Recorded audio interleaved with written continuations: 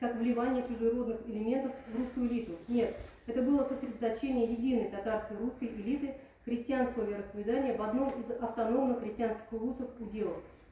После правления реформ Узбека Золотая Орда начала разлагаться и в итоге распалась на несколько частей, каждая из которых, за редким исключением, уже копировала государственную систему всей Золотой Орды и претендовала на преемство от него. В итоге всего этого сложного процесса именно православная христианская Московия поглотила и переварила все осколки и все наследие Золотой Орды, став Российской империей.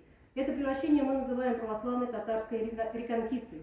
Но для того, чтобы православная реконкиста прошла максимально безболезненно, нужно было придать ей легитимности в форме воцарения законного государя, хана православного Чингизида. Им и стал касимовский хан, царь Семен Бекбулатович, которому на время передал власть первый царь, русский царь, хан Иван IV Грозный, тоже потомок Чингисхана, но по женской линии. Кровь Чингизова, так называли Ивана Грозного.